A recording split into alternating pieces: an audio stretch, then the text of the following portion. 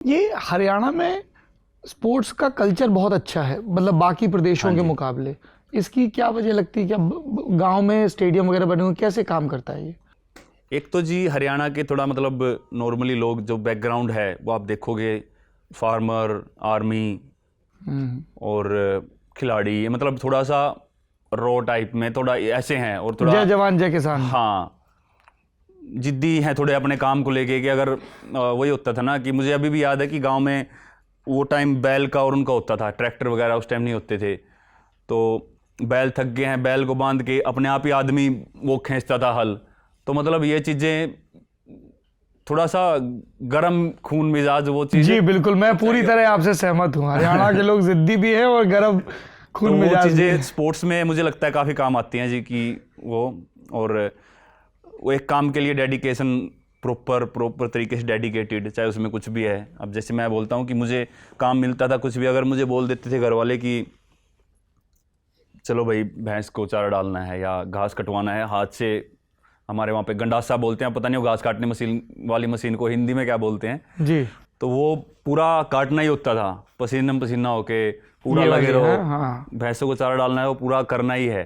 तो वो काम तो कुछ नहीं है, वो काम तो वही है, वो जैसे मतलब नॉर्मली मजदूर भी कर सकते हैं, लेकिन वो हमको काम मिल गया तो वो करना है प्रॉपर। अब वो वही काम, अब इसमें आ जाओ, जेवलिन में जितनी भी ट्रेनिंग करनी है वो उसी पैशन के साथ, वो सेम एक उस काम के लिए प्रॉपर डेडिकेशन। तो वो काम के लिए थोड़ा ज़्यादा वो दिमाग इधर उधर ज़्यादा नहीं होता, उस एक काम में प्रॉपर पूरा लगा दो। खेती तो किसानी सब कर लेते हैं आप? हाँ जी, गेहूं वगैरह काटा है? गेहूं धान? बिल्कुल जी। अब जैसे आपने बताया था शुरू में कि छुट्टी वैसे नहीं घर वाले मारने देते थे, लेकिन जब गेहूं या धान काटने का टाइम होता तो फिर बोलते थे आज तो स्कूल से रह ही ले। अब मुझे सुबह नहीं पता होता था क्यों रख रहे हैं ये। तब वो मैं बोला ठीक है, मैंने सोचा कि आज तो बड़े मेहरबान हो रहे हैं। फिर बोलते थे कि ठीक है रह लिया, चल अब खेत में अपना फिर ये काम होते थे जी। पर वो, और वहाँ पे भी कंपटीशन होता था, वो हर एक को एक लाइन मिल जाती थी, एक सभी का एक एरिया होता था। सब भाई बहन जो जा रहे हैं। मतलब मैं सबसे बड़ा था परिवार में, बच्चों में, तो मैं ही होता था उस टाइम पे। और फैमिली में सभी अंकल, दादाजी, पापा, माँ, तो अपना घर से रोटी वगैरह बांध के, गुड़ रोटी जो भी होता था, अचार, घी, लस्सी, गांव का यही होता है। और इसमें जो मज़ा आता है खेत में बाद में खाने में, काम करने में, वो किसी उसमें नहीं आता। तो वो एक एरिया मिल जाता था कि ये कौन कितना, जब मैं जो एज थी उस हिसाब से मैं उसको भी ये लेता है कि जैसे मैं ओलंपिक में जेवलिन फेंक रहा हूँ, हाँ। तो मैं सबसे तेजी से काट के मतलब वो बड़ा मज़ा आता था। वो आज भी वो कंपटीशन याद आते हैं। तो जब भी मैं घर जाता हूँ या खेत में जाते हैं फैमिली के साथ, तो वो बातें हमेशा याद आती हैं कि ऐसे कंपटीशन होते थे जब वो काटते थे घास। तो फिर पंचकूला में आप कहाँ, कैसे दाखिला होता है ये जो स्पोर्ट्स स्टेडियम वगैरह है? ये जी मतलब देखते थे कि किस लेवल तक खेले हैं, तो मैं नेशनल वगैरह पार्टिसिपेट किया था। और जब स्टार्टिंग में मैं गया था 2011 में, उस टाइम तो शुरुआत थी, लेकिन कुछ फ्रेंड थे जो ऑलरेडी वहाँ पे रहते थे। एक दोस्त था जेवलिन का ही, परविंदर नाम उसका, तो वो वहाँ पे हमसे पहले चला गया था क्योंकि उसके नेशनल वगैरह में मेडल थे। तो वहाँ पे जो कोच थे उनसे बात की कि भाई ये लड़का है नीरज, ये भी करना चाहता है। तो वो शायद से उस टाइम पे ये था कि जो उस टाइम तक उतना खेला भी नहीं है, तो सपोर्ट के लिए वो कोच काफ़ी अच्छे थे, वो कोच वहाँ पे रख लेते थे।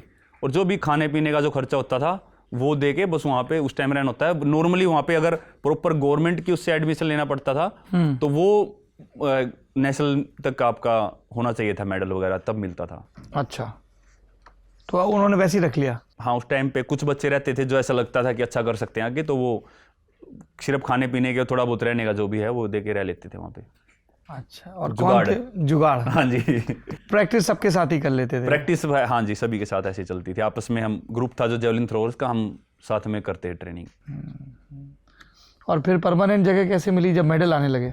हाँ, फिर प्रॉपर ऐसे, फिर तो बढ़िया रूम भी अच्छे वाला मिला फिर तो मेन मेरी शुरुआत हुई स्पोर्ट्स की जब मैं सभी जगह खेल के, जूनियर वगैरह खेल के, फिर मैं नेशनल गेम्स खेल रहा केरला वाले। तो वहाँ पे मैंने अच्छा थ्रो किया था, मेडल तो नहीं था, लेकिन वहाँ से मुझे नेशनल कैंप मिला पटियाला में, जो हमारा NIS है।